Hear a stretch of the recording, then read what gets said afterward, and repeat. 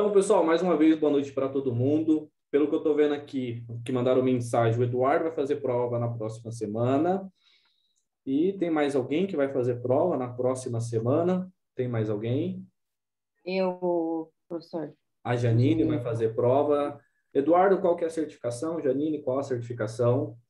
a minha CPA 10. CPA 10, Eduardo.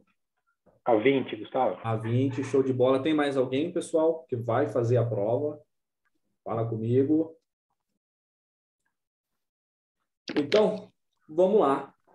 São os dois, tá? Eu vou dar uma ênfase com os dois na prova oral, tá bom? Então, a Janine e o Eduardo, eu vou focar com vocês, mas eu posso chamar os outros para participarem a depender, tá bom? Pessoal, a Patrícia mandou aqui uma pergunta, então vamos dar uma introdução do que é este encontro, tá? Primeiramente, eu quero deixar avisado para quem for assistir, quem estiver assistindo a gravação, tá bom? Que é aqui pelo canal do YouTube, eu já convido para se inscrever no canal para vocês serem notificados. E quem é aluno, se você está assistindo gravado, participe da comunidade no Telegram, que lá tem todas as notificações para você participar dessa reunião, que acontece de forma semanal, no mínimo uma vez por semana, tá legal? Como que vai funcionar hoje exclusivamente? Hoje é um prova oral junto com um pré-prova. Não estou conseguindo entrar. Você vai gravar no YouTube, ele vai gravar para o YouTube, você tem o link do YouTube, como que vai funcionar? O início do nosso encontro, eu vou estar fazendo perguntas e os alunos estarão me respondendo. Então, eu quero que vocês me respondam, porque eu vou trabalhar a proficiência de vocês no conteúdo. O que seria isso? Na prova, vocês têm uma pergunta e vocês têm alternativas. Então, aquilo lá tende a ajudar vocês a responder uma questão. Mas o que eu quero trabalhar com vocês? Eu quero trabalhar sabendo que vocês realmente entenderam o conteúdo.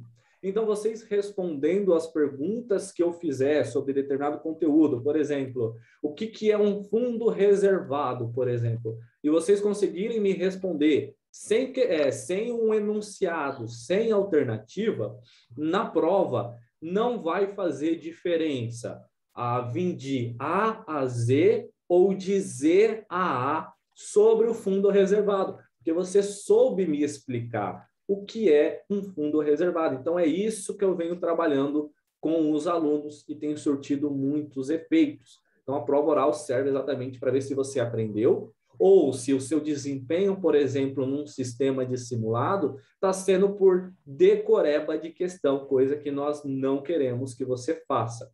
Pode ser que a prova venha com questões idênticas, pode ser que não. É um jogo de tentativa e erro, é um jogo de sorte ou de azar, a depender da situação. Então, não é o nosso foco no trabalho. Nosso foco é ensinar e fazer vocês serem aprovados. Depois dessa prova oral, e eu não sei o quanto tempo ela vai durar, se vai durar 1 hora, vai durar 1 hora e 15. Depois disso, eu vou introduzir um pré-prova. Eu tenho aqui anotado, baseado no que os alunos frequentemente nos relatam do que está sendo as provas, eu tenho algumas questões aqui que eu quero trazer ao conhecimento de vocês e que possivelmente pode vir na prova de vocês. Eu vou ser de forma genérica, mencionando o assunto, dizendo maneiras possíveis de um mesmo tema que a questão na prova ela pode trazer para você. E aí vocês estarão atentos a essas informações. Então, é um prova oral junto com um pré-prova. E aí eu já convido a todos que estão assistindo, vocês que estão ao vivo comigo, ou até mesmo quem está assistindo gravado lá através do YouTube, que deixem o feedback de vocês sobre esse conteúdo. Se ficou legal um prova oral junto com um pré-prova, por mais que o tempo tende a ser um pouquinho maior. Eu quero um feedback de vocês, porque isso vai ser muito importante aí para sempre estar lapidando a qualidade do conteúdo entregue para todos, tá bom? Então, pessoal, vamos começar com o prova oral. E, Janine, eu quero que você responda para mim quem são os 3 integrantes do Conselho Monetário Nacional.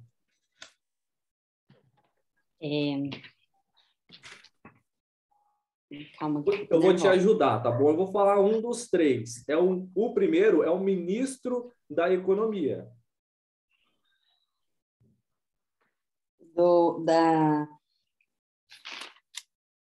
Sim, peraí. Da CMN. Você...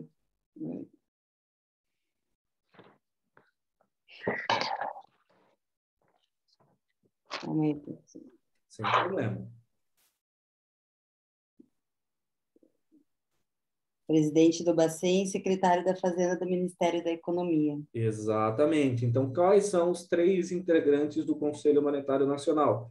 O ministro da Economia, presidente do Banco Central e o secretário especial da Fazenda, que é pertencente ao ao Ministério da Economia, tá bom?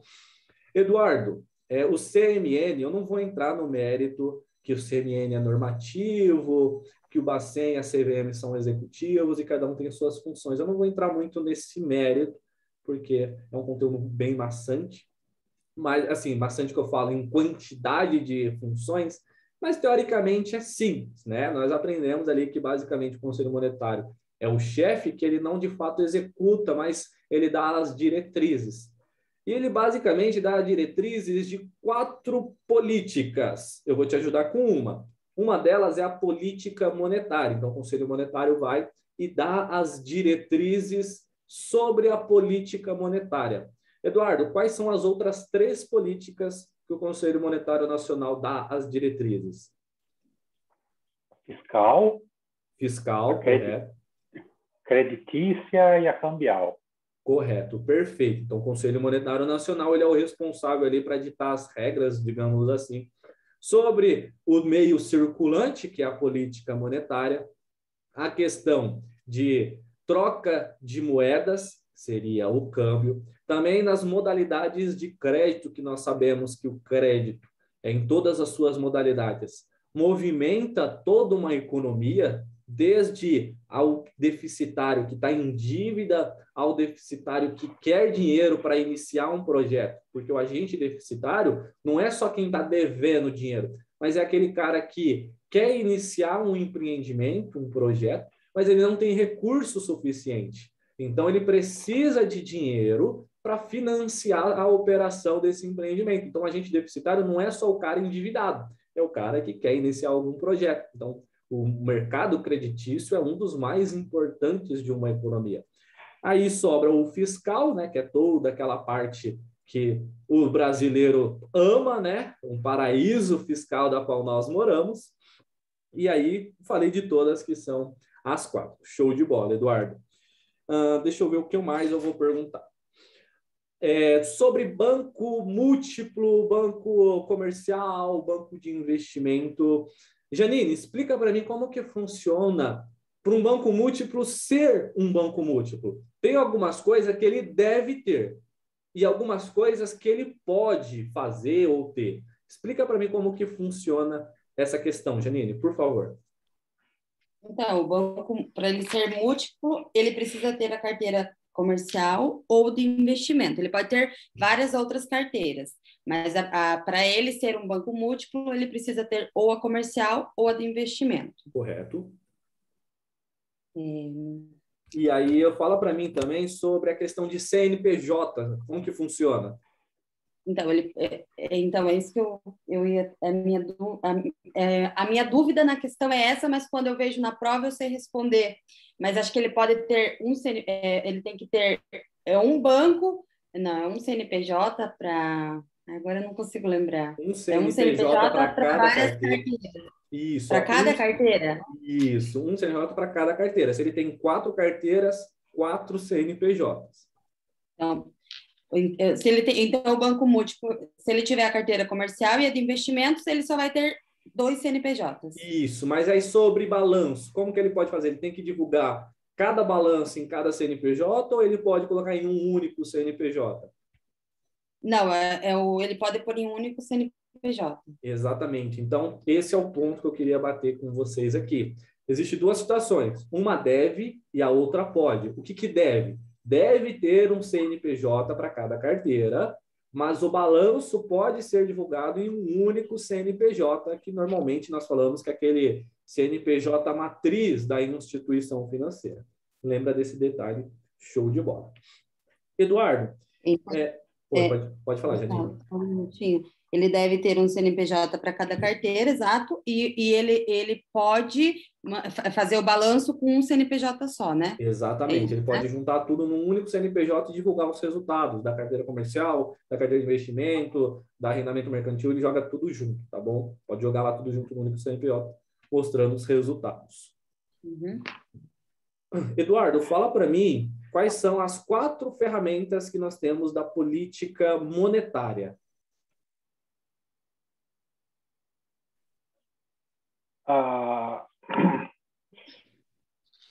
Você diz com relação a redesconto? Isso, uma delas, já falou. Redesconto. Tá. Open Market. Open Market. É um negócio que é obrigado, que não tem escolha. É compulsivo. O depósito compulsório. Isso. E tem aquela queridinha que leva a palavrinha meta.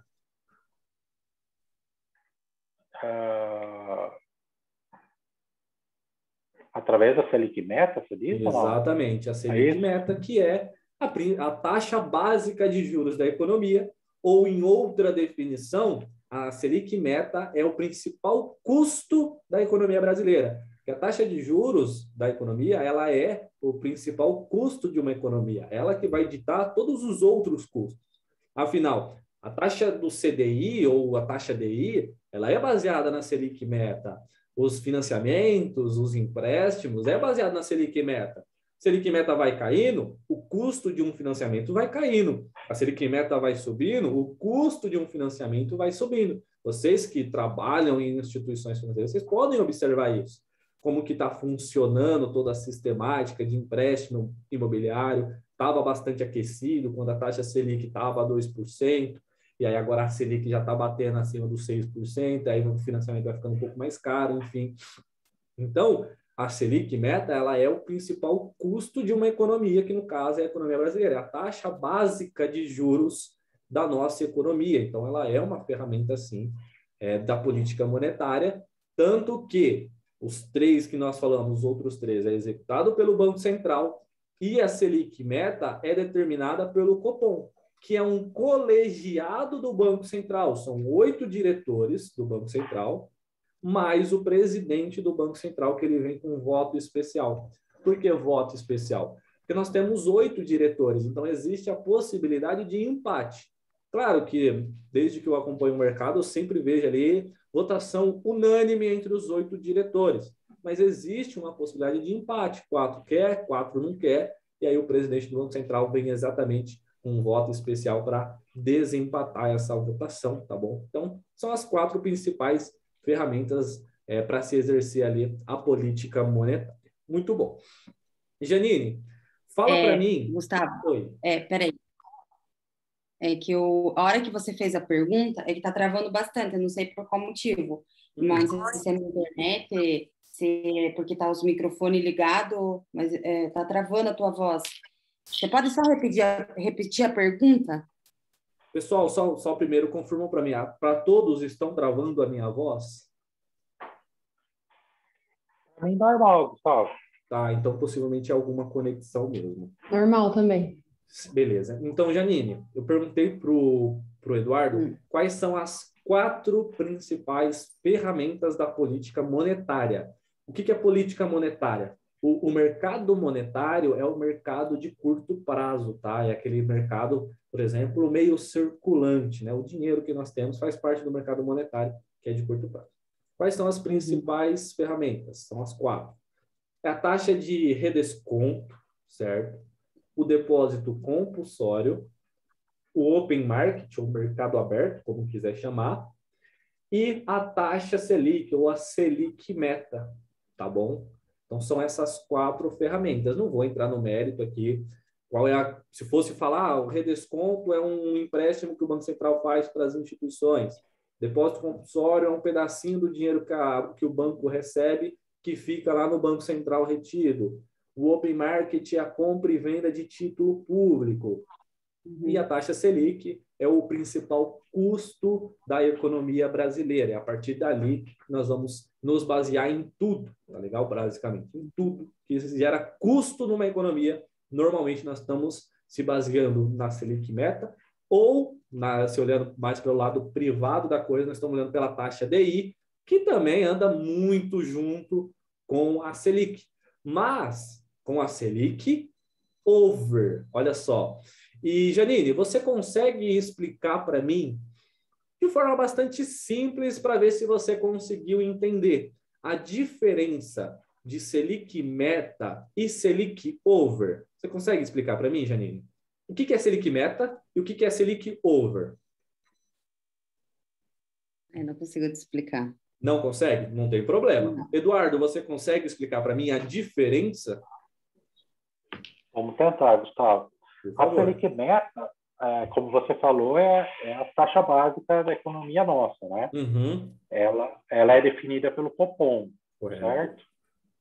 E a Selic Over, ela é definida pelo mercado. Ela acompanha o CDI. Exatamente. Então, eu vou só mudar uma coisinha na sua resposta, que aí fica bem mais intuitivo, mas você falou certinho. Olha só, a Selic Over é o que o mercado está negociando. Então, o que de fato é. Já a Selic Meta é um valor que se deseja que seja a taxa básica da economia. Então, quando o Copom fala 6,25, 6,5%, ou, sei lá, 14% lá em 2014 por volta, quando ele fala isso, o Copom está dizendo o seguinte: na nossa perspectiva, nós profissionais pertencentes ao Copom, analisando todo o cenário, nós acreditamos que o ideal é 14%. Mas uma coisa é o que deseja, uma coisa é o que é de fato. E essa é a principal diferença. A Selic Meta é o que deseja que seja a taxa da economia, e a Selic Over é o que de fato é negociado. Claro, a Selic Over sempre vai estar junto ali com a Selic Meta. Talvez não vai ser idêntica, mas vai andar sempre junto. Mas essa é a diferença básica, de forma bem básica. Selic Meta, o que deseja que seja, isso é quase um trava-língua, né? Deseja que seja, e Selic Over, o que de fato é. Tirando essas duas Selic, Selic Meta e Selic Over, sobra para nós apenas o Selic, eu gosto de chamar o Selic, que também é o Sistema Especial de Liquidação e Custódia, aonde se negocia os títulos públicos, né? A Câmara de Liquidação e Custódia dos Títulos Públicos Federais. Por que os três são chamados de Selic? Talvez para dificultar um pouco quando nós estamos aprendendo sobre Selic. Porque são três coisas, digamos assim, distintas, né? É o Selic, que é o Sistema Especial de Liquidação e Custódia, a Selic Meta e a Selic Over. Estamos aí falando de título público federal. Muito bom. Janine, fala para mim qual é basicamente as diferenças entre investidor qualificado e investidor profissional. Ai, Gustavo, eu voltei a estudar agora. Eu já tinha feito o curso antes, mas agora que eu voltei a refrescar minha memória. O investidor profissional.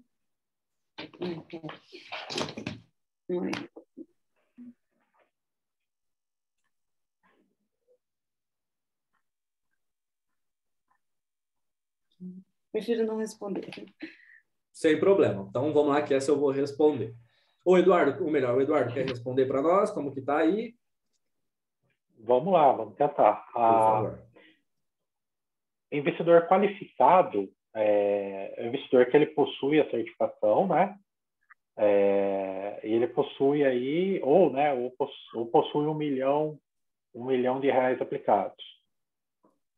Certo? Só isso? Só aplicado? Não precisa fazer mais nada? Então, ele precisa ter a certificação também, né? Não, ó, quando tem 1 milhão de reais, tem que ter investido, né? Não é na conta corrente, correto? Sim, tem investido. Investido, E perfeito. o que ele tem que fazer? Tem um negocinho lá, um atestado.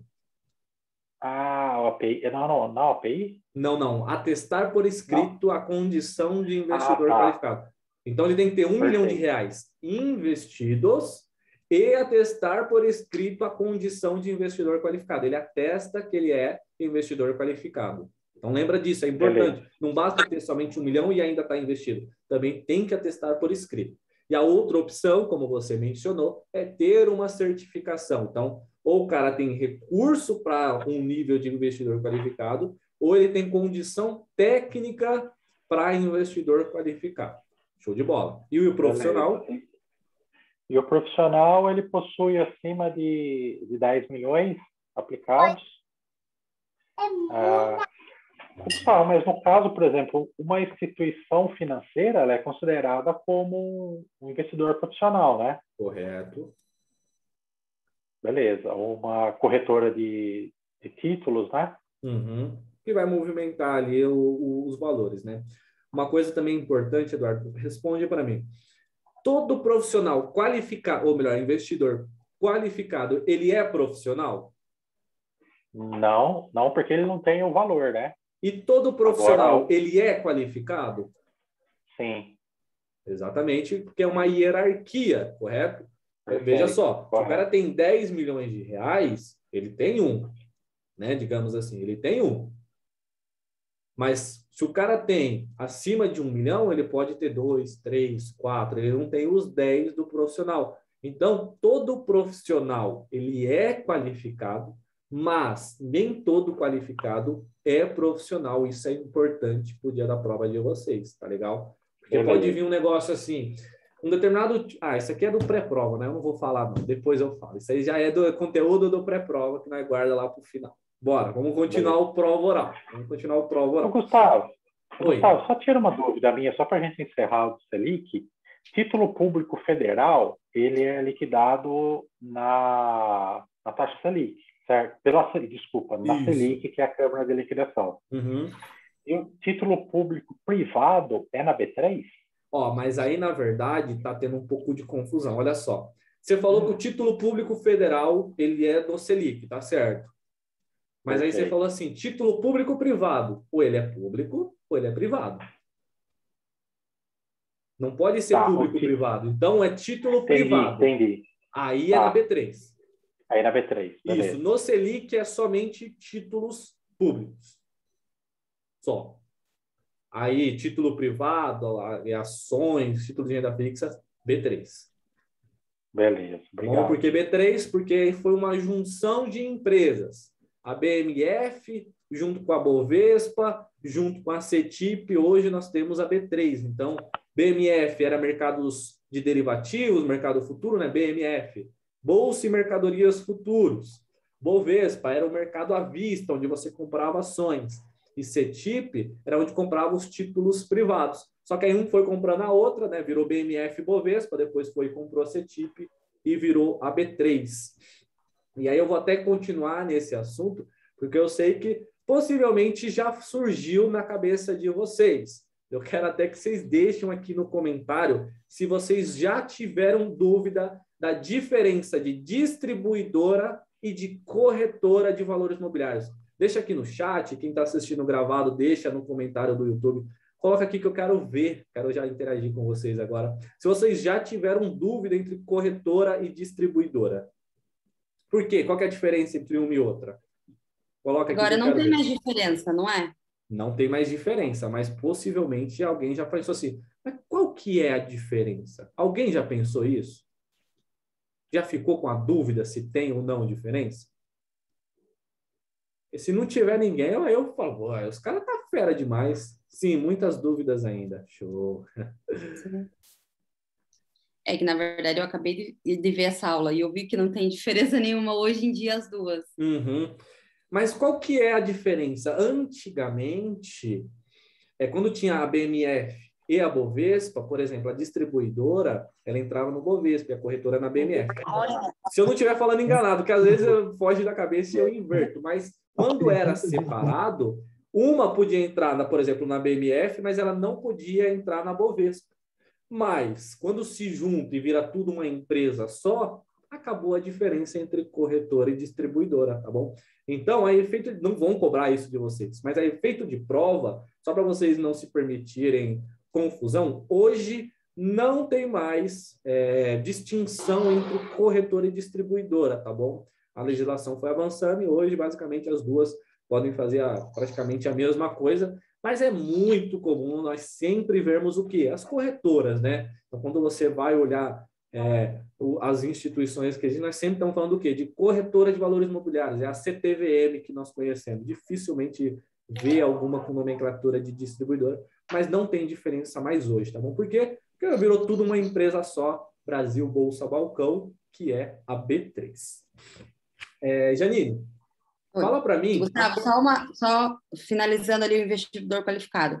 Então, o qualificado possui R$1 milhão aplicado e tem que atestar por escrito que é investidor qualificado. E o profissional, ele pode ser qualificado. Como que você falou? A diferença da... Tem que ter 10 milhões o profissional e atestar por escrito. 10 milhões investido, tá? E aí, se ele tem 10 milhões... O qualificado? Oi? O profissional. O profissional. Então, qualificado, 1 milhão e atestar por escrito. Profissional, 10 milhões e atestar por escrito. Ah, tá. A diferença é só os milhões, então. Isso. E aí, se o cara tem 10 milhões, ele tem 1. Você concorda? Sim, então ele é os dois, né, no caso. Então, o profissional, ele é qualificado. Mas o qualificado não necessariamente é profissional, porque ele pode ter, sei lá, 5. Ele tem 5 milhões, ele já é qualificado, mas ele ainda não chegou no profissional. Então, todo qualificado não necessariamente é profissional, mas todo profissional é qualificado. Exatamente. Ou ele tem o dinheiro, ou ele tem uma condição técnica, digamos assim, uma qualificação técnica. Eu não gosto de usar a palavra qualificação, porque confunde com o nome investidor qualificado, né? Então, eu gosto de dizer que é uma condição técnica. Então, por exemplo, CEA, a Ancord, CGA, essas certificações também dá a condição de investidor qualificado. Agora, por exemplo, o cara tem um CEA, a pessoa, né? Eu falo cara, mas é porque é hábito de paulista, mas a pessoa tem o CEA, é investidor qualificado, ele pode ir lá, se eu não me engano, ele vai, que nem eu, por exemplo, fui na corretora lá, entrei em contato, eles mandaram também um atestado para eu deixar assinado a condição de investidor qualificado, né? Para eu assumir que efetivamente eu me responsabilizo por ser investidor qualificado, porque por méritos eu posso até ser, digamos assim, investigado, né? Para ver se efetivamente eu sou investidor qualificado. Porque quando você é investidor qualificado, você tem acesso a investimentos que no varejo não tem. Então, pode acontecer de algum dia, talvez, a CVM ir lá e falar assim, pô, cara, você falou que é investidor qualificado, mas você não atende a nenhum requisito. Então, isso pode acarretar até alguns problemas, tá legal? Agora, por exemplo, eu tenho o CEA, e aí eu vou junto à CVM e busco um registro. Registro do quê? O CEA, por exemplo, me dá a condição de consultor financeiro. Então, é um registro na CVM de consultor financeiro. Se for, por exemplo, a prova da Ancord de agente autônomo, uma coisa é a prova. Outra coisa é quando você busca o registro na CVM para assessor de investimento.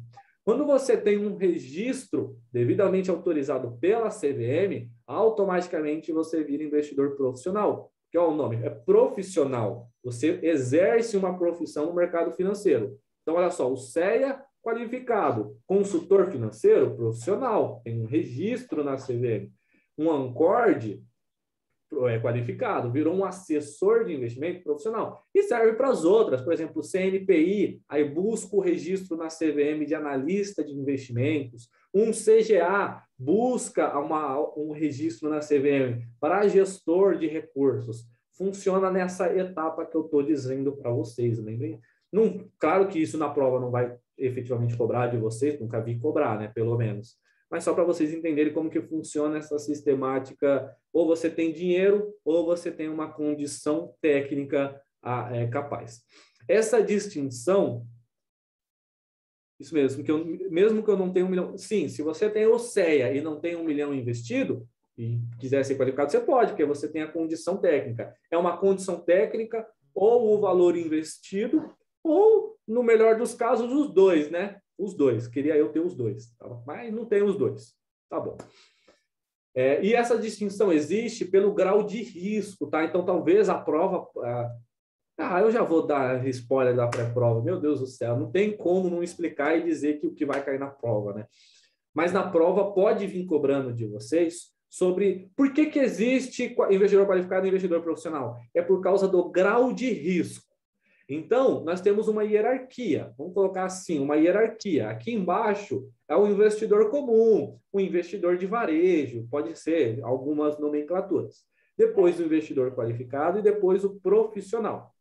Os riscos para esses investidores aqui embaixo, de modo geral, é menor do que para o qualificado, que por sua vez é menor que do profissional. Então, quando a pessoa é investidor profissional, a pessoa ou a entidade for profissional, ela tem, a CVM entende que ela tem uma capacidade a tolerar riscos maior. Então, ela pode investir em alguns títulos com um risco maior que vai ser destinado somente a ela, entendeu? Então, por exemplo, o risco para o profissional, os investimentos de risco para o profissional tende a ser maior que para o qualificado, que tende a ser maior do que o do varejo. Então, essa distinção existe. Pelo grau que entende-se de conhecimento que essa pessoa, essa entidade vai ter de conhecimento e, por consequência, vai poder assumir mais riscos. Então, a prova pode cobrar do porquê que existe essa diferença. Qual é o motivo? É para distinguir ali a quantidade de risco que cada nível é capaz de aceitar. Entende-se que ele é capaz de aceitar mais risco quanto mais ele vai subindo na escadinha, tá legal? Gustavo, e com isso o retorno tende a ser maior, né? Tende a ser maior ou o prejuízo tende a ser maior, né? Porque nós estamos falando de risco. Risco é a possibilidade de vir algo inesperado, incerto e imprevisível, talvez. Então, sim, investimentos de maiores riscos tendem a entregar mais resultado, mas também pode entregar maiores prejuízos, tá? E aí entra a questão da tolerância de risco, análise de retorno e vem os afins aí. Então, vamos lá. Janine, fala para mim a fórmula do PIB. Não sei. Não sabe. Eduardo, não. Fórmula do PIB.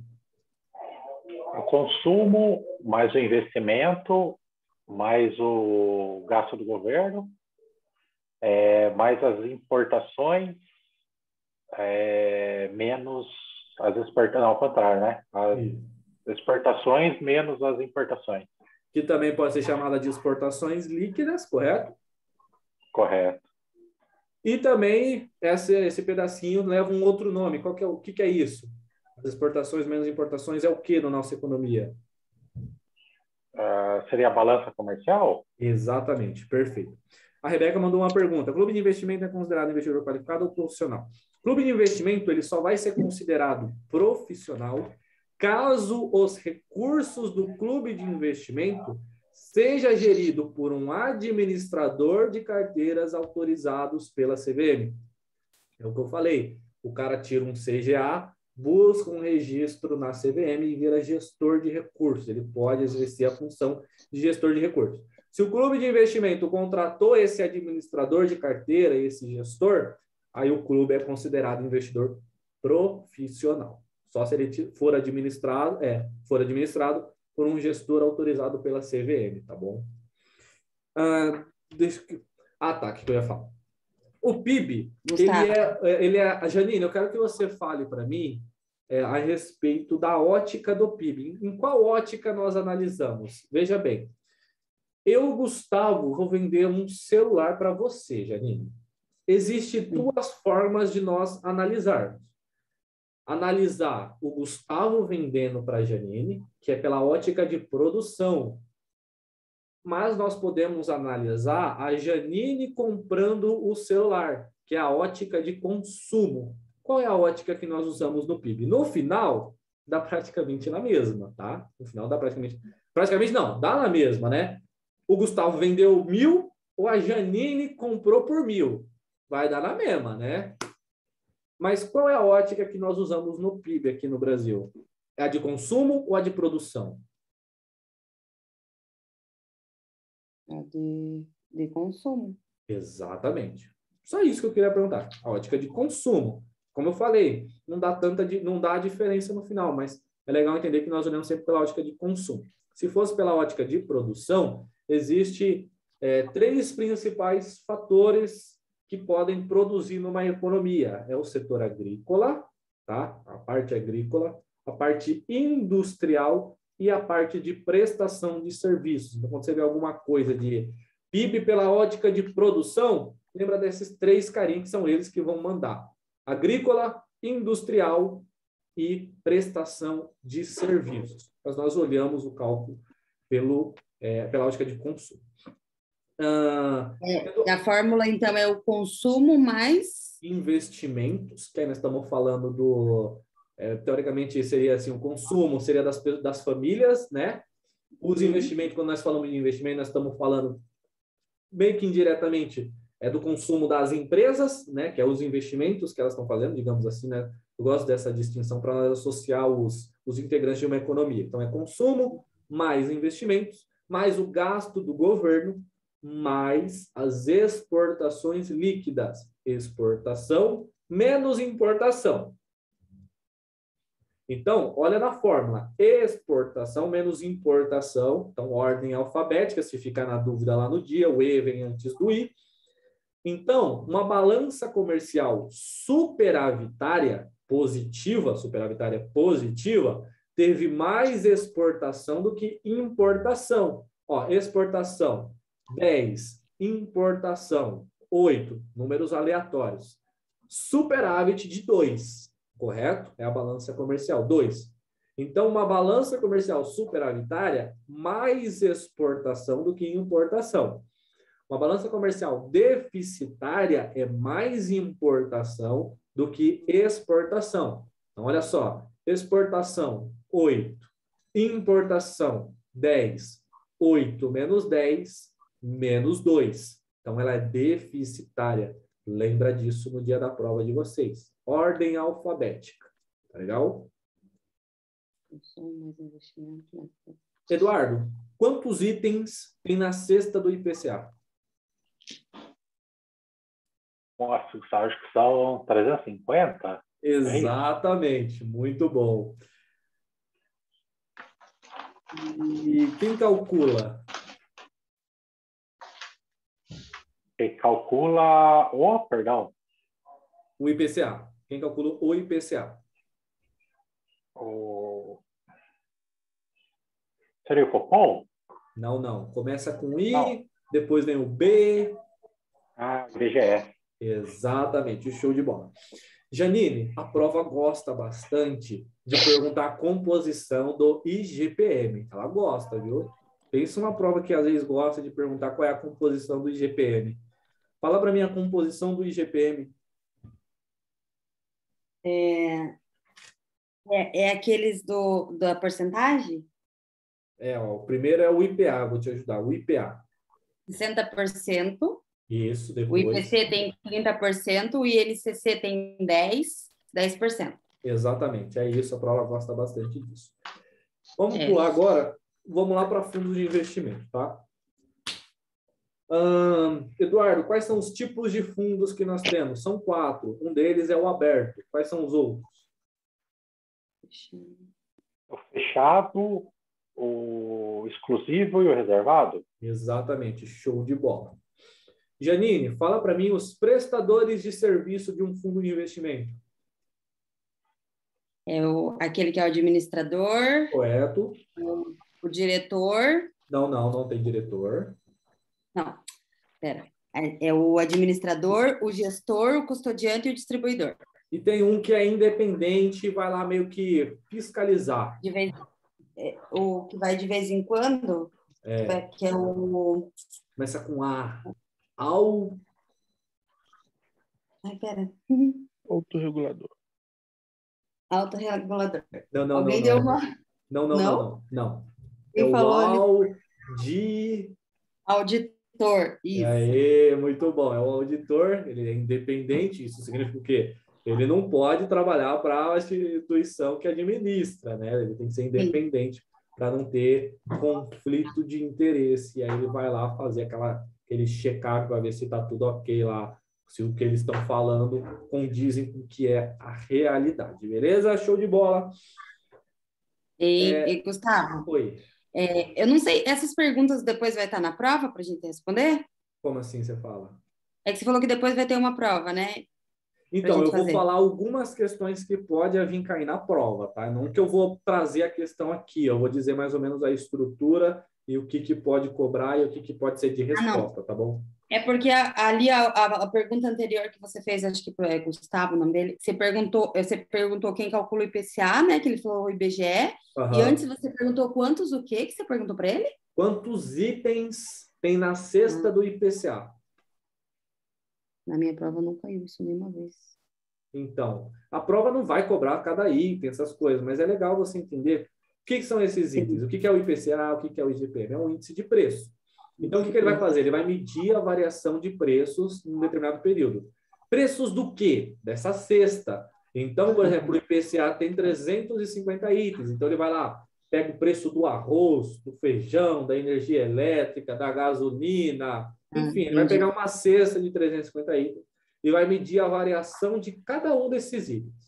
E no final, ele faz aquela média de todos os itens e divulga o IPCA. Tá bom? Gustavo, Oi. quem que são mesmo os prestadores dos fundos? Administrador, gestor, custodiante, distribuidor e, aí é independente, né? O auditor. Esse tem que ser mesmo. Auditor, custodiante, o distribuidor? Isso. Gestor. Gestor e administrador. Vendo que na prática o distribuidor pode ser o próprio administrador, né? Por exemplo, o administrador é o banco A e ele pode distribuir lá nas agências do banco A também as cotas do fundo, não tem problema, tá? Eduardo, existem dois tipos de cota. Quais são esses tipos de cota que nós temos no fundo?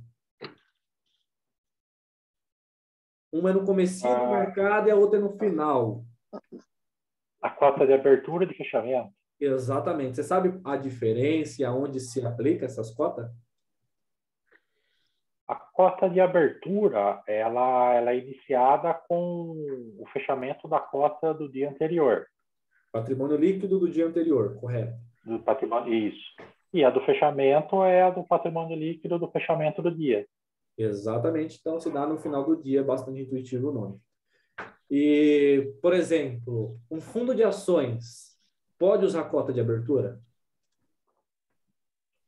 Fundo de ações, de abertura... Ou eu vou fazer uma pergunta mais genérica. Qualquer fundo pode usar qualquer cota? Não. Não. Não, cada cota é de acordo com o regulamento, né? Exatamente. Então, vamos trazer aqui a resposta para vocês. A cota de abertura e a cota de fechamento, ela vai ser muito ditada pela volatilidade do fundo. Então, se o fundo ele varia muito, ele vai usar cota de fechamento, porque não pode se estimar ou determinar o preço no início e durante o dia variar muito. Vai que dá muito para cima ou dá muito para baixo. E a cota de abertura, ela é para fundos pouco voláteis, onde tem maior previsibilidade de resultado. Em suma, fundo renda fixa que pode usar cota de abertura, tá? Em suma, é isso. Cota de abertura é os fundos de renda fixa. Por quê? Os fundos de renda fixa geralmente vai entregar ali a variação do CDI de um dia, da Selic de um dia. Geralmente vai ser algo em torno disso, não vai fugir muito disso. Então, é possível estimar na cota de abertura os fundos de renda fixa. Fundo de ações, fundo multimercado, fundo cambial, né? Pensa o câmbio, você dizer no início quanto que vai estar valendo, é difícil, né? Então, em suma, nós vamos considerar aqui cota de abertura, por lei, tá? Isso é coisa de lei, de regulação, não é alguém decidiu e abraçado, não, tá descrito. Cota de abertura para fundos poucos voláteis, nós estamos falando de renda fixa. A depender, claro, do renda fixa. Se for um renda fixa doido da vida e cheio de volatilidade, ele também não vai poder. Mas, em suma, é os renda fixa. Os demais fundos, cota de fechamento, tá legal? Janine, quais são os 4 tipos de fundo que existem? Assim, na classificação CVM.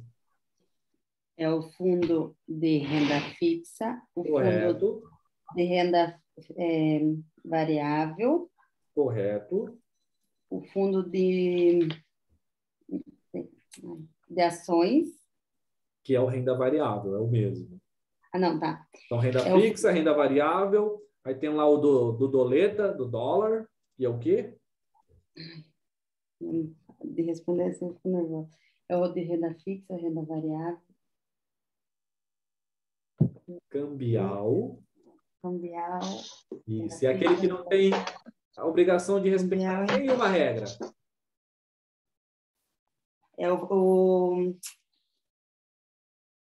Multi. de mercado. Exatamente. Então, multimercado. São os quatro. Renda fixa, renda variável, ou fundo de ações, a depender de como você chama, fundos cambiais e o multimercado. Eduardo, dentro de renda fixa, nós temos 4 sufixos. Quais são esses 4 sufixos? Sufixo, Gustavo? Isso, por exemplo, renda fixa a curto prazo é um sufixo. Tá. Temos o longo prazo. Uhum. Já foram 2, né? O curto prazo, o longo prazo. Aí tem aquele que só vai em título público federal, praticamente, muito pouco risco. Você falou renda fixa simples? Ah, simples, muito bom. E tem aquele que é lá dos externos, né?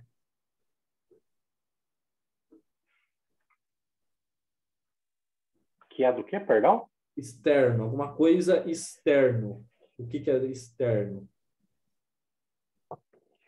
O que é um título de renda fixa, basicamente? Quando o governo emite um título público federal, é o quê do governo? Um lastro? Bom, não. Uma dívida? Uma dívida do governo. Isso. Então, qual que é o sufixo? Alguma coisa do externo é a dívida externa. Então, Dívida externa. exatamente. Dívida externa, nós estamos falando de responsabilidade da União, tá legal? Quando é um renda fixa dívida externa, essa dívida externa é de responsabilidade da União. Então, ó, Eduardo e Janine, reforcem bastante esse módulo, porque ele é muito importante. Principalmente essas concentrações de patrimônio. Renda fixa tem que ter no mínimo 80%, ações 67%, cambial 80%. Janine, qual que é o mínimo mesmo que o multimercado, qual é o mínimo de patrimônio líquido que tem que estar em renda fixa do multimercado? O mínimo do renda fixa do Em renda multimercado. fixa no multimercado. Por exemplo, um fundo multimercado, qual é o mínimo que ele deve aplicar em renda fixa? Não tem mínimo para investir, obrigatoriamente.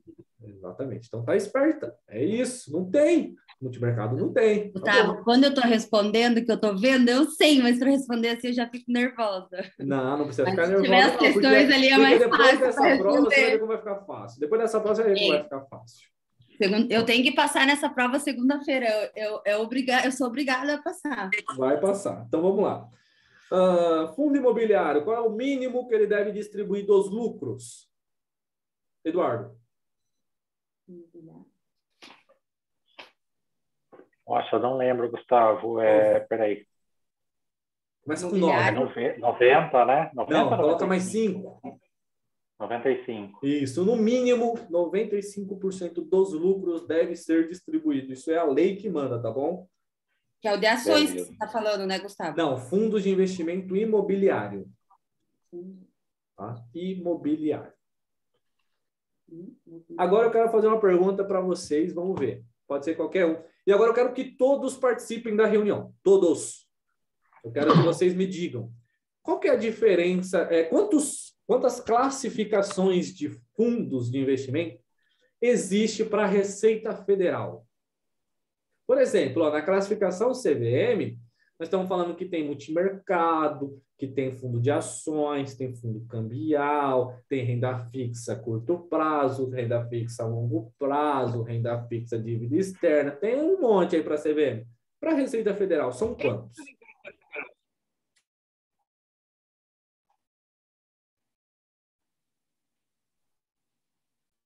Para a Receita Federal. Para a Receita Federal. Quantos fundos existem? Quantas classificações a Receita fala que tem? Vamos lá, vou falar nomes, hein? Sebastião, Caroline, Ponto, Tem um ponto aqui só. 9? É o ponto. A Cíntia, o Gustavo, ó, nome bonito, Gustavo. Joyce, Noelze, Marcelo, Michele, Patrícia, Rafael, Rebeca, Reijane, seu filho, falei certo? Espero que eu falei. Reijane, Sandra, Thaís, tem um monte de gente. Ó, a Cíntia já deu a resposta, não sei. A Joyce falou que não sabe. Vamos lá. Tem alguém que sabe quantas... 3. Quanto? São 3. Quase, foi quase. Não sabe. Para não perder muito tempo, eu já vou passar a resposta, tá bom? Para a Receita Federal, existem 4 tipos de fundo.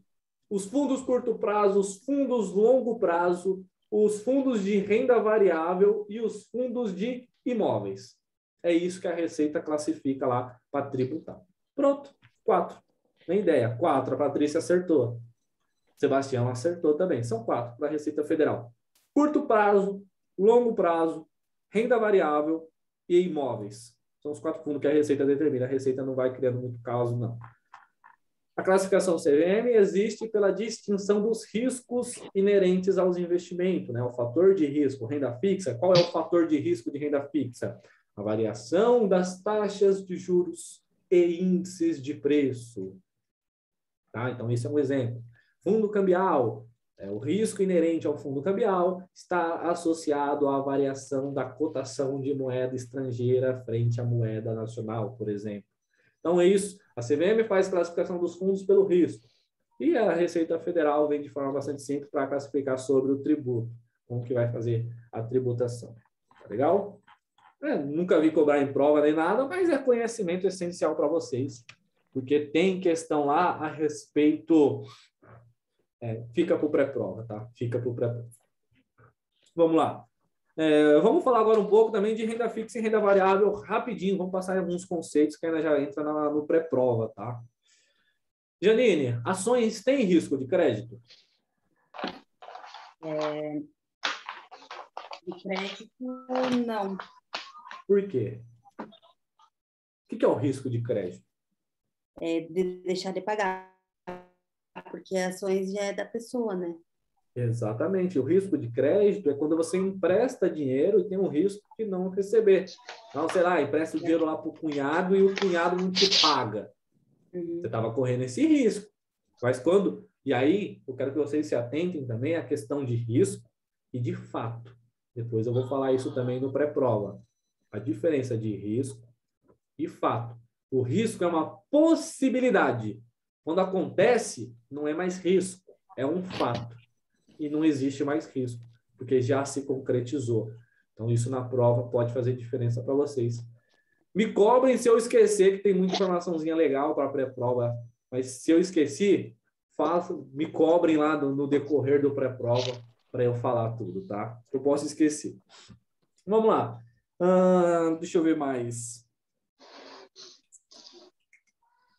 Eduardo, a diferença de split e implit. Implit é quando você... eu vou começar ao contrário. Split é quando você expande, né, as ações. Correto. E implit é quando você diminui, recolhe, não sei qual é o termo que poderia usar aí. Então, você está falando para mim que o split é desdobrar. Desdobrar. E o implit é agrupar. Perfeito. Então, show de bola. Desdobrar, uma ação vira 2. Agrupar, 2 vira 1. Sem muito segredo. Altera o capital social da empresa, Eduardo? Não. Porque uma ação que valia 10 vira 2 que vale 5. Não muda nada. 5, só muda a quantidade. 2 ações que valia 5 vira uma que vale 10. 10. Então, não muda o capital social. Tá legal? Show de bola. Deixa eu ver. Janine, qual é o mínimo e o máximo que um clube de investimento pode ter de integrantes? O clube de investimento é 3.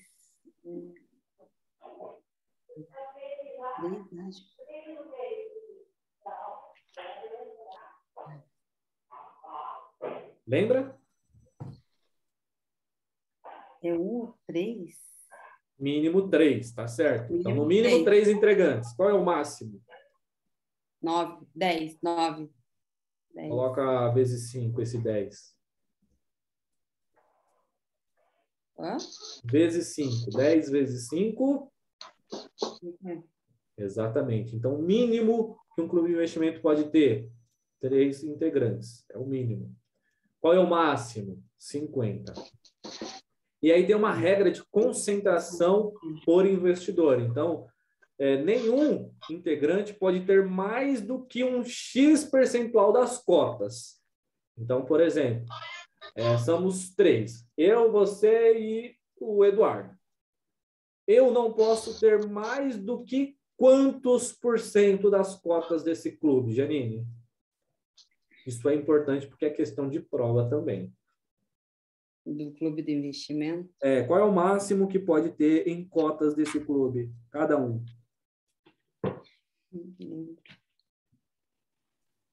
Não lembro, Gustavo. 40%. Então, nenhum cotista, nenhum investidor, nenhum integrante do clube pode ter mais do que 40% das cotas. Não pode, tá? Não pode. O mínimo é 3, o máximo é 50. E nenhum pode ter mais do que 40%. Tá. Tá? Isso é questão de prova. Eduardo, fala para mim a ordem de garantias da debenture de trás para frente. Então, eu quero da menor para maior. Para maior. É a subordinada, a quirográfica, flutuante real. Exatamente, perfeito. Então, é isso. Então, a maior que temos é a garantia real, onde fala assim, esse celular é a garantia. E aí, esse celular fica meio que travado. Não pode usar ele, não pode vender ele, porque está como garantia. A flutuante é alguma coisa que está naquela prateleira. Pode ser o pote de 7 Belo, que aí eu não vou querer que vocês levem, porque eu acho que aquele pote ali vale mais do que os livros, porque pensam a bala que eu gosto. Ou pode ser os livros, pode ser aquela luazinha ali que eu ganhei da minha esposa, e se alguém levar, eu devo apanhar dela. Tem ali, ó, ali em cima o pêndulo de Newton, enfim. Ela é flutuante, pode ser qualquer uma dessas coisas que está na prateleira, mas não define exatamente o que vai ser. A quirografada, ou quirografária, quirográfica, enfim. Basicamente, ela só vai ter preferência antes da subordinada, tá? Ela é até antes da subordinada. E a subordinada tem depois de todo mundo. Passa garantia, passa real, passa flutuante, passa quirografária. Depois vem a subordinada e por baixo da subordinada vem lá os acionistas da empresa em caso de completa insolvência da empresa, tá bom? Deixa eu ver. Quais são, Janine, os 2 tipos de ações que nós temos e quais são?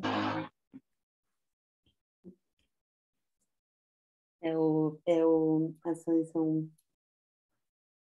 ON e PN. Eu quero que você fale o que significa ON e PN. ON? ON. Não consigo responder. Vamos lá. Ordinária nominativa. Isso. E o que é PN?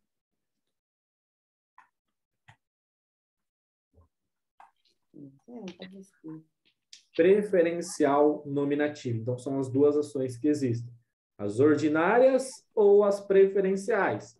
Mas o nome completo seria ordinária nominativa, preferencial nominativa, tá bom? Pessoal, não vou entrar, tanto a Janine, Eduardo, o pessoal que está nos assistindo aqui, todos. Não vou entrar no mérito de cada tipo de produto que existe, né? Poupança, nota promissória, DPGE, CDB, LCI, COI, CRI, CRA, CPX, CDCA, DCI. Não vou entrar nesse mérito.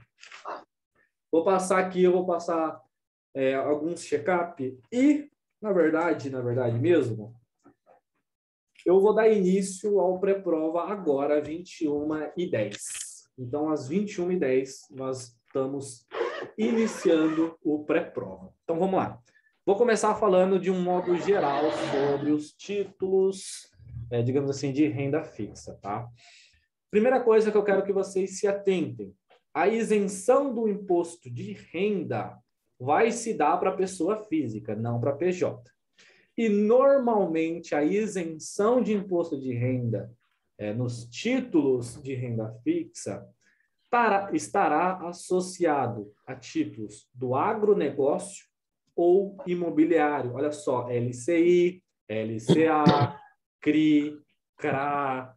Então, esses tipos de título têm isenção para a pessoa física. Então, normalmente, está associado a imobiliário e ao agronegócio. Então, olha só, fundo de investimento imobiliário, os rendimentos para a pessoa física é isento. Já para a pessoa jurídica, não, né? Paga 20% sobre o rendimento e sobre o ganho de capital, coisa que a PF também paga. Sobre o ganho de capital também, tá? Ah, mas qualquer PF, qualquer pessoa física, ela é isenta no fundo imobiliário dos rendimentos, né? Porque ganho de capital não tem isenção, paga 20% no ganho de capital. O que é ganho de capital? Compra por 100, vende por 110. R$10 é o ganho de capital. Então, o PF e a PJ paga 20% em cima do lucro. Agora, toda PF, ela tem isenção nos rendimentos do fundo imobiliário? Não. Primeira regra para ter isenção, esse fundo ele tem que ser negociado em bolsa. Se ele não for negociado em bolsa de valores, não tem isenção. Então, primeira regra, tem que estar sendo negociado na bolsa de valores. Segunda regra, no mínimo 50 cotistas. Então, não tem 50? Não tem isenção. E a pessoa física, respeitando as duas primeiras regras, a terceira tem que ter menos do que 10% das cotas. Se tiver mais do que 10% da totalidade, também vai pagar imposto de renda. Então, pessoa física ela é isenta do imposto sobre rendimento nos fundos imobiliários, desde que seja negociado em bolsa, tenha mais de 50 cotistas e tenha menos do que 10% das cotas. Tá bom? E aí, algumas questões que eu deixei anotado aqui para falar para vocês sobre a prova. Só um minutinho, deixa eu ver se eu consigo abrir aqui. Eu vou abrir o Paint mesmo, tá? Que aí nós vamos conseguir. Só quero que vocês confirmem para mim por áudio, tá? Porque eu não vou estar dentro aqui da página da reunião. Confirmem para mim se vocês estão vendo a minha tela, a tela do Paint. Sim. Sim. Show de bola. As provas, elas têm trazido algumas questões com gráficos. Qual é a primeira que eu quero trazer para vocês? É a relação de risco-retorno, ou se for, por exemplo, o CPA 20, também sobre índice Sharpe. E o que está acontecendo? Ela vem com um gráfico assim, onde, por exemplo, aqui é o risco, e aqui é o retorno. Certo? E aí ela pode trazer uma reta, ou ela pode trazer algo assim, ou ela pode trazer, por exemplo, pontos. Um ponto aqui, um ponto aqui, um ponto aqui, um ponto aqui, enfim. Ela não dá valores, mas não precisa. Porque, veja bem, se aqui na parte de baixo nós estamos falando que aqui é o risco, intuitivamente, quanto mais para a direita esse gráfico for, maior o risco. Vocês concordam comigo? Intuitivamente, por mais que não está dizendo aqui 1, 2, 3, não está dizendo, mas é intuitivo. O gráfico se interpreta dessa maneira. Quanto mais para a direita, maior. Da mesma forma que quanto mais para cima, maior também. Então, você quer dizer o tamanho do risco? Isso. Então, por exemplo, deixa eu pegar aqui uma coisa. Você concorda para mim que esse ponto aqui tem menor risco do que esse? Você concorda comigo? Não concorda? Sim. Porque na reta ele está mais à direita, mesmo que não tenha valores. Aqui, ó, esse 1 aqui, ele não vai, pode não existir na tua prova. Vai estar assim, marcando que é risco, marcando que é retorno. E aí ele vai te dar. Mas intuitivamente você pode falar que esse ponto 1 tem um risco menor do que esse. É intuitivo falar isso. Da mesma forma que o ponto 1 e o ponto 3. Quem tem maior retorno? O 1 ou o 3? Retorno. Quem tem maior retorno? 3. O 3, porque ele está mais acima do gráfico. Então, a prova está trazendo isso. O que a prova está fazendo? A prova, ela está... Espera aí só um minutinho. Aí, deixa eu aumentar essa borracha. Deixa eu apagar isso aqui. A prova, ela pode... Geralmente, ela traz um negócio mais ou menos assim, como se fosse um quadradinho e tal. E aí, ela vem e faz assim, ó. Opa, que eu apaguei. A prova, ela está fazendo isso aqui, ó.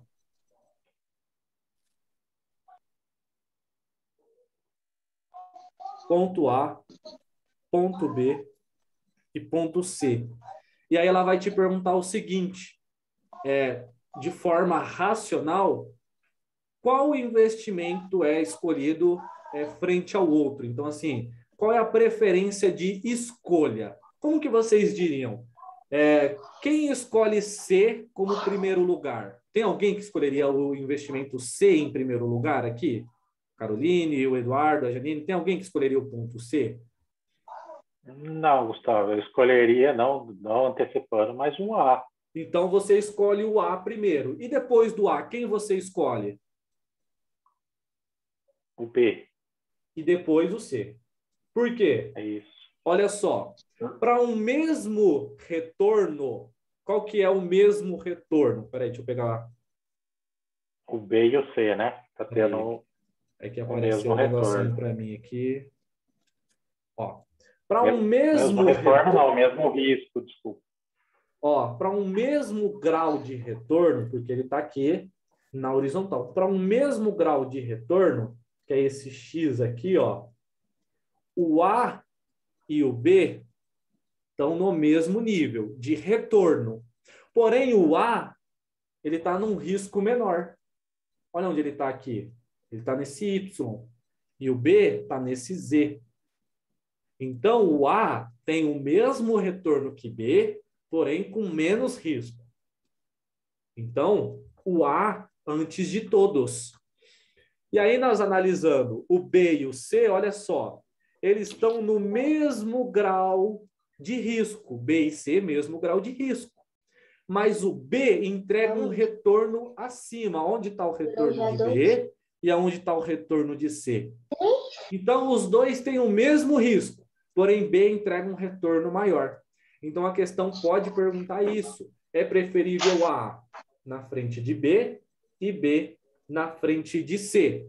Ou para quem é da CPA 20, quem é do CEA e afins, pode falar sobre o índice Sharpe. E o raciocínio é a mesma coisa, tá? Deixa eu só tirar aqui. Retorno a B. O raciocínio sobre o índice Sharpe é a mesma coisa. O índice Sharpe de A... Oh, meu Deus, eu esqueci de tirar aqui. O índice Sharpe de A é maior, então vai vir com o sinalzinho de maior, que B, que é maior do que C. Então, a prova ela pode trazer dessa maneira ou ela pode trazer assim também, né? Invertido. Enfim, dá na mesma coisa.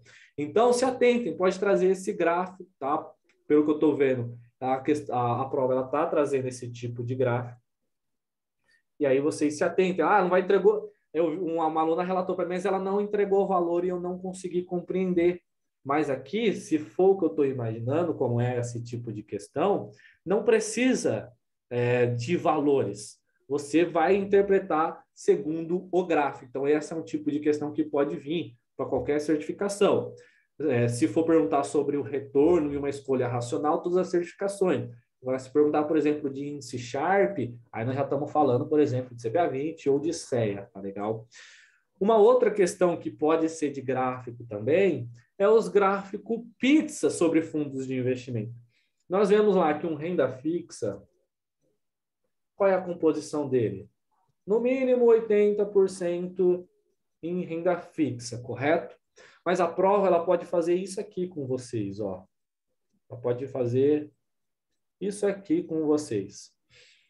Ela vai pegar essa fatia vermelha e vai falar que isso aqui é 20% título público federal, tá? Exemplos bem aleatórios, tá? Esse pedaço aqui, ele é, no total, 40% em CDB. Lembrando que existe regra por concentração de emissão. Então, na verdade, isso aqui seria 20% do CDBA, 20% do CDB do banco A, 20% do CDB do banco B. Então, aqui eu só estou sendo bem simplista, mas a prova ela estaria lá. Inclusive, eu vou fazer isso para não dar confusão. Então, vai estar mais ou menos assim, ó. 20%, que é a concentração máxima que um fundo pode ter, quando é um título emitido por instituição financeira autorizada a funcionar pelo Banco Central. Então, qual que é o máximo? 20%. Então, 20% do CDB do Banco A. Aí, depois, 20% do CDB do Banco B. E aí, 20, 20, 20 deu 60 e vamos colocar aqui, sei lá, 20% em LCI, tá? Em LCI do Banco C.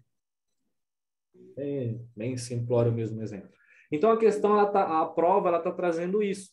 É a mesma coisa que colocar em texto a composição da carteira, mas de forma em representação gráfica, tá? Então, pode vir também questão desse jeito. Tanto um único gráfico, quanto um gráfico, 3 gráficos pizza, né? Então, pode vir 3 gráficos pizzas, aqui assim.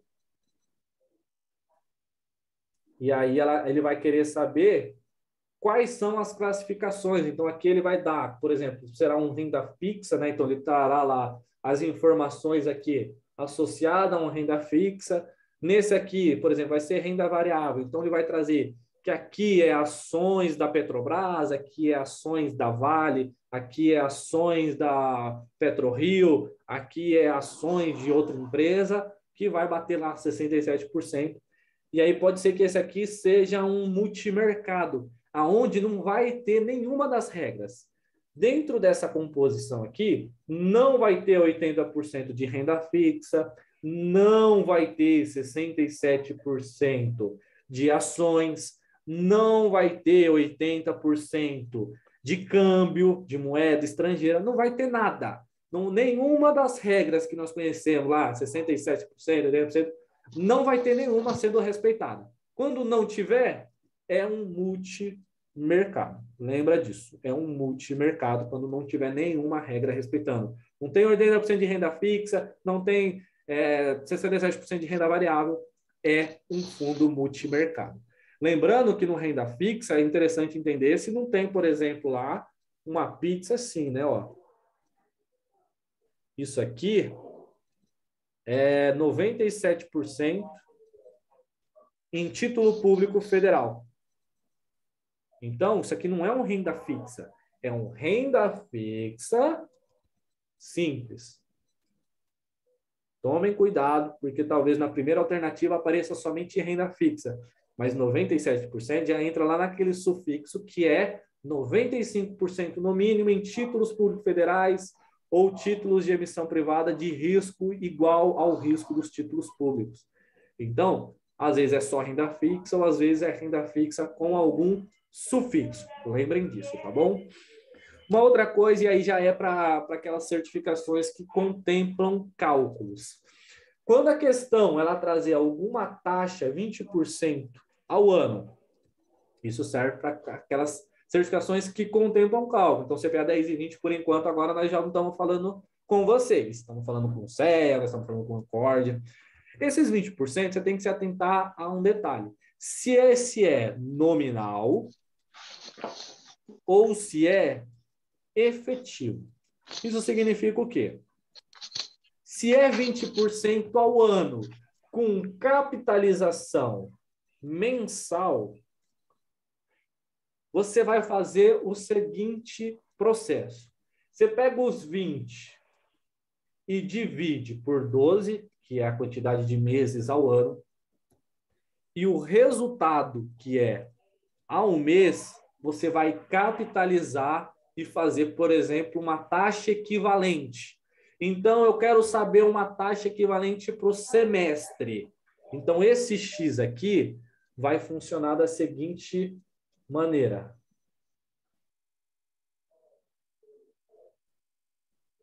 Então, eu tenho lá o resultado de X, que é os 20 dividido por 12.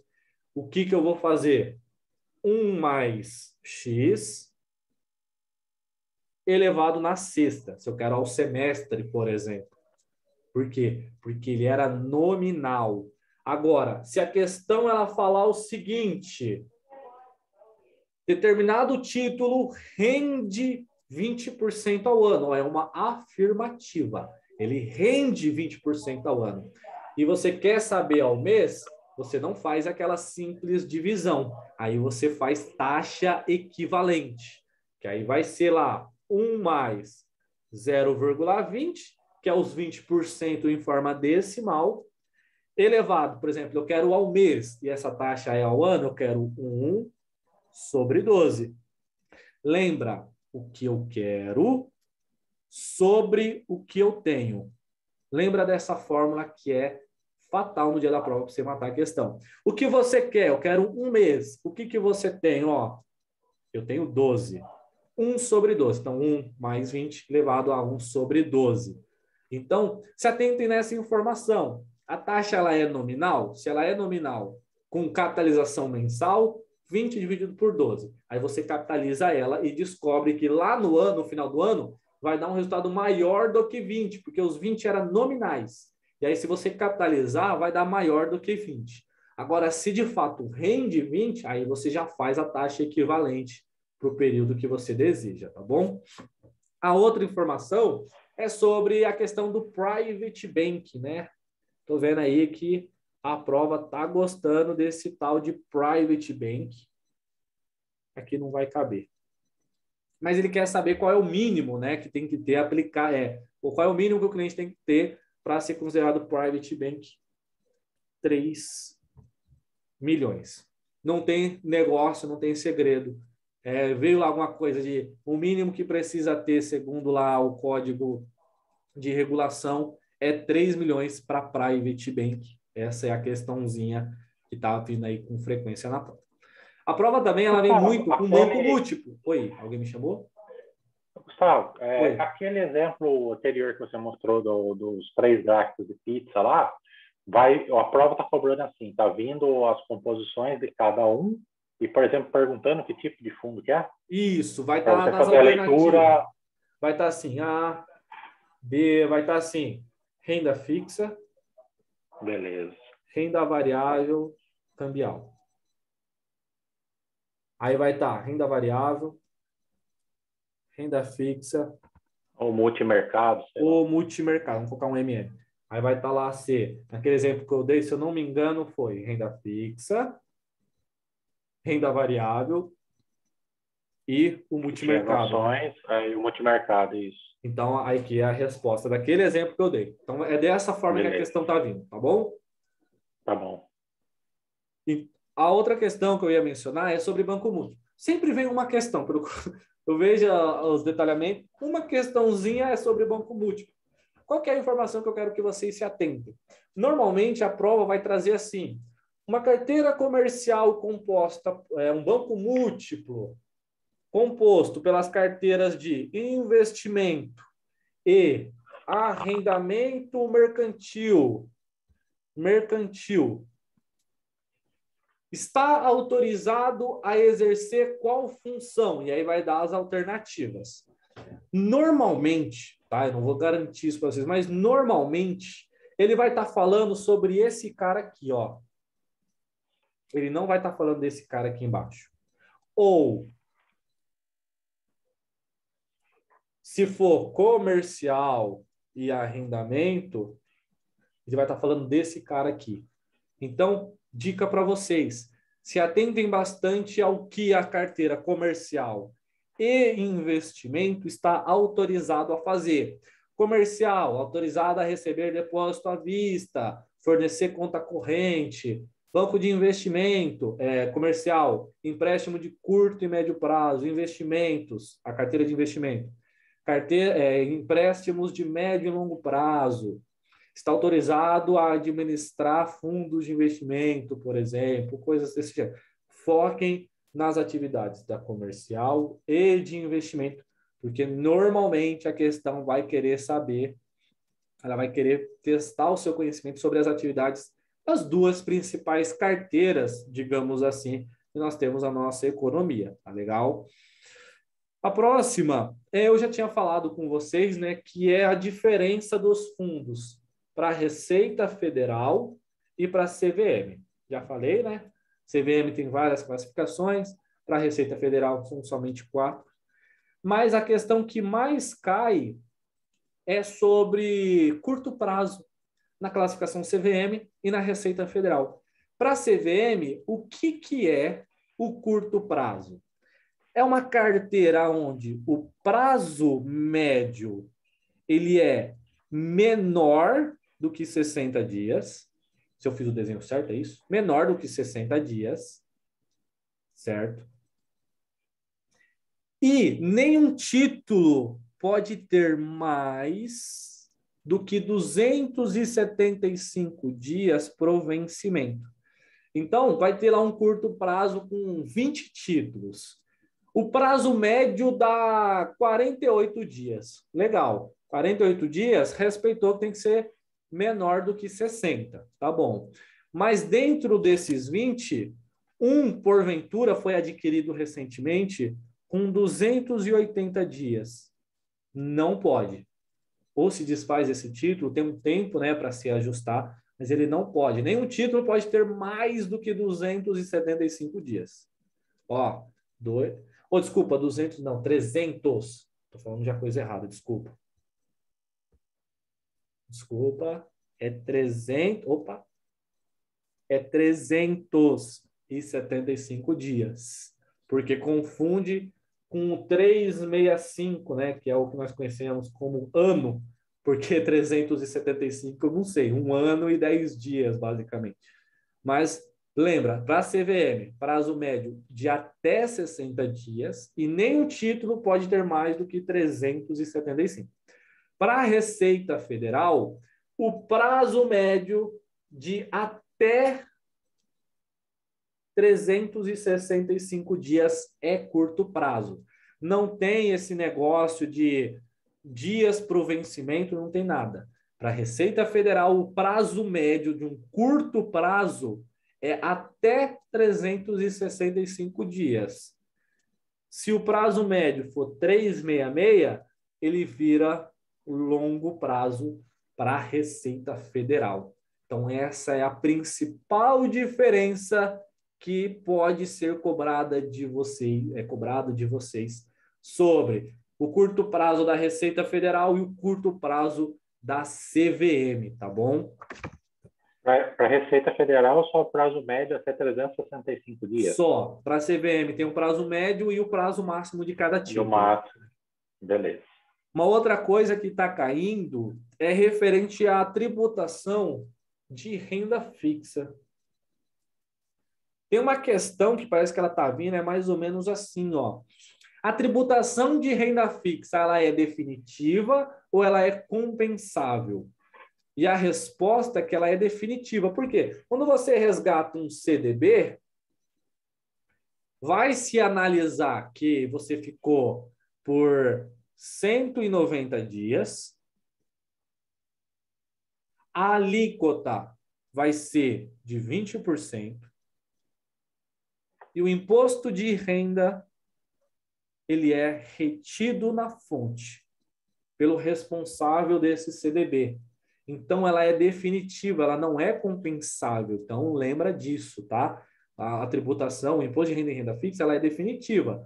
Se analisa o tempo, se analisa a alíquota e aplica retido na fonte. não é um investidor que vai emitir carnê-leão, emitir DARF para pagar. É somente lá em ações, tá legal? Somente quando você negocia lá em bolsa de valores, por exemplo, comprando ações, comprando e vendendo fundos imobiliários, onde você vai pagar. Você, investidor, é responsável. Em renda fixa, somente você, somente vai ser retido na fonte, somente retido na fonte. O investidor não tem responsabilidade sobre o imposto de renda, tá bom? Então, lembra que é definitivo, tá? Não é compensado. Falamos dos gráficos dos fundos de investimento e também, continuando falando de imposto de renda, a questão de previdência. Então, a questão, ela testa muito você, né? Que às vezes o pessoal fala assim, teve pegadinha, mas não é pegadinha. Ela está testando você. Então, o que acontece? A questão, ela pode vir assim, um PGBL, aonde 60% é lucro, 40% contribuição. Qual é o imposto de renda? Um exemplo, tá? Isso aqui é indiferente, porque PGBL é P de paga sobre tudo, então vai pagar sobre 100%. Não interessa o que é lucro, não interessa o que é contribuição. É uma informação inútil para nós sobre o imposto de renda no PGBL. A mesma coisa quando a questão ela vai falar assim para vocês. O investidor passou 20 anos num plano PGBL, por exemplo, e aí ele vai querer saber a alíquota, qual é a alíquota do IR no resgate, tá? No resgate, sendo que a tabela escolhida de tributação é a progressiva. Qual é a informação inútil aqui para nós? O tempo, né? O tempo. Exatamente. É 15%, né? Dependendo. Porque resgate na tabela progressiva, com 1 ano, com 20 anos, é 15%. O tempo não faz diferença para nós. Depois faz o ajuste. Se devia ser 27,5, lá no ajuste anual paga. Se era para ser 0, restitui. Mas na progressiva, que nós chamamos também de compensável, nós tributamos 15% no resgate. Resgate é diferente de benefício. Quando é benefício, aí o que nós vamos fazer na tabela progressiva? Tem lá o PGBL, que o benefício converteu em benefício, é 1.000. E temos a Previdência Social, que paga mais 1.000. Para tributar a pessoa, nós temos que saber o total da renda. E aí, a partir daqui, nós vamos olhar lá aquela tabelinha progressiva, nós conhecemos lá também do salário, né? Se não me engano, até 1.800 e pouquinho é isento de imposto de renda. Aí vem as alíquotas lá acima de 4.600 e alguma coisinha, ou 5.000, não sei quanto que está agora, paga lá 27,5%. Então, lembra que quando converte em benefício, nós vamos saber qual é a total de renda do cliente, o total de renda, não somente do PGBL. É o PGBL com a Previdência Social, se tiver ali algum rendimento, por exemplo, aluguel de casa, vai saber qual que é a renda do cliente mensal e tributar, tá? E aí, é diferente de resgate. Quando resgata, 15% na fonte. Quando converte em benefício, já se determina a alíquota. Mas é muito importante se atentar a isso, porque a questão ela vai trazer que é 20 anos no PGBL, VGBL, enfim. Mas é progressivo, não faz diferença o tempo para nós. Então, se atentem a essas informações. E aí, por exemplo, naquele exemplo lá, era 15%, aí você só depois, se necessário, se atenta. É 15% sobre o total ou é 15% sobre o lucro? Que aí nós descobre a base tributária vezes a alíquota, que no caso aqui é 15%. Aí a base tributária nós precisamos descobrir, tá legal? É só detalhezinhos mesmo. Mas lembra, progressivo, resgatou 15% indiferente do tempo. Deixa eu ver se eu anotei mais alguma coisa aqui para falar do que pode estar caindo na prova. Gustavo, e na prova eles estão trazendo as tabelas, né? Sim, fornece a tabela. Pelo menos na minha prova eu fiz as tabelas que tinha lá, eu não usei.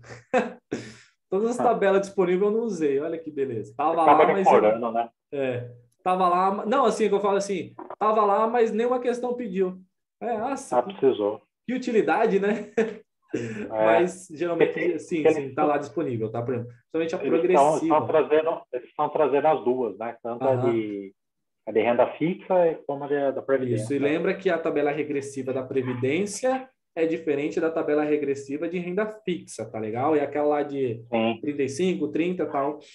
E uma coisa que eu quero que vocês se atentem também é as palavrinhas mágicas. Pessoal que for fazer a prova, exceto, mínimo, máximo, não.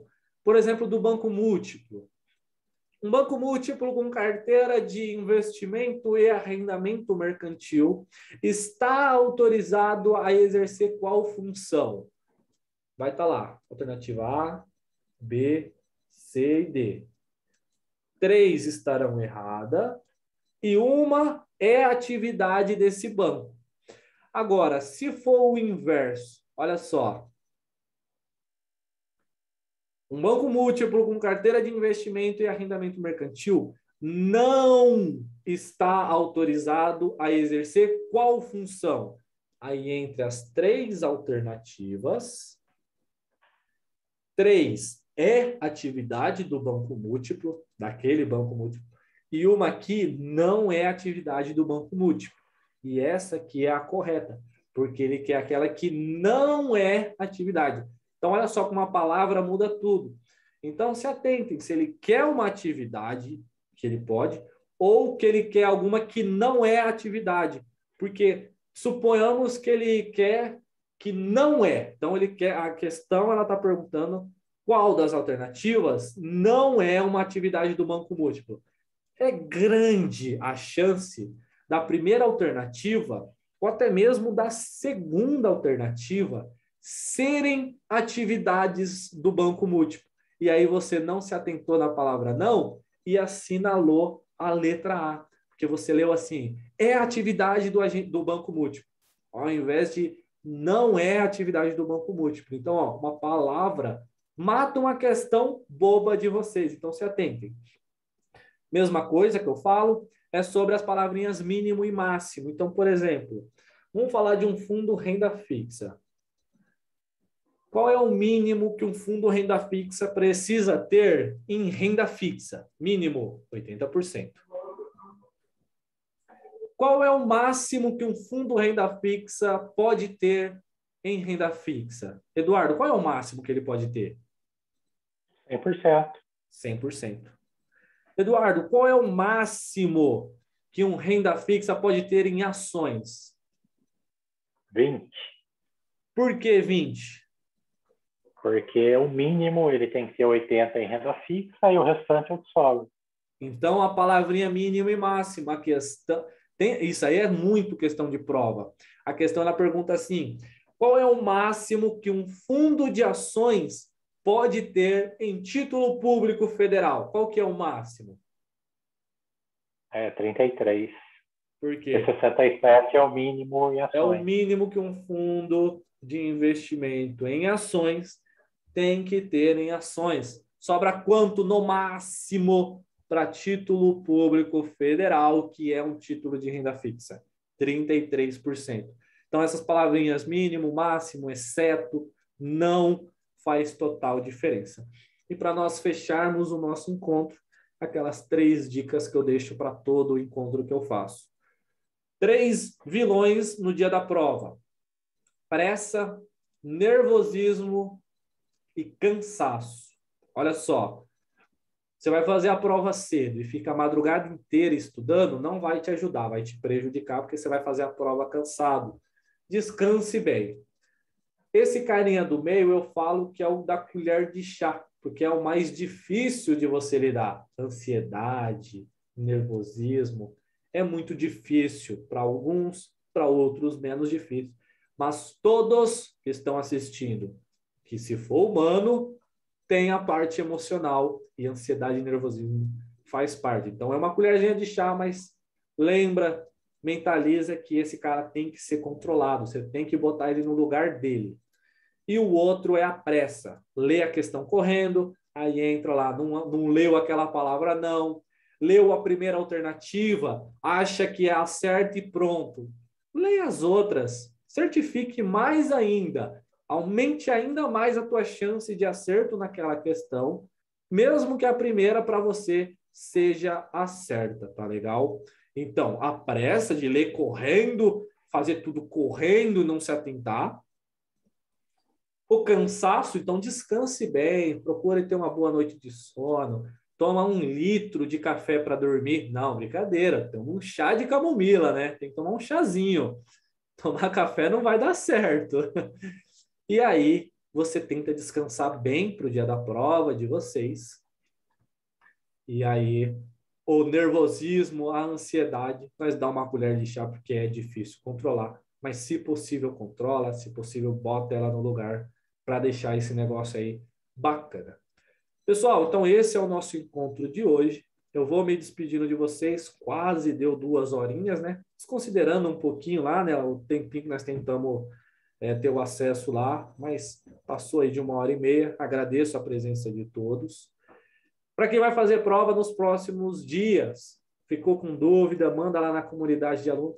Eu sempre recomendo mandar na comunidade de alunos, porque lá tem o professor Antônio e tem todos os outros colegas que podem ajudar. Então, o tempo de resposta tende a ser menor.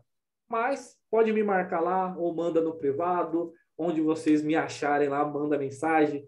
Deixo o convite também para me seguirem no Instagram. Lá eu também faço algum compartilhamento de conteúdo. Então, meu Instagram, @gustavomendes.mf. Tá legal? Então, deixa o convite. Me sigam lá, manda um oi para mim lá no direct para eu poder seguir vocês, tá legal? Pessoal, eu agradeço a presença de todos. Você também que está nos assistindo pelo YouTube gravado, fique atento aí nos encontros ao vivo para você participar aqui no momento que está sendo a reunião, beleza? Aguardo vocês no próximo encontro. Um abraço.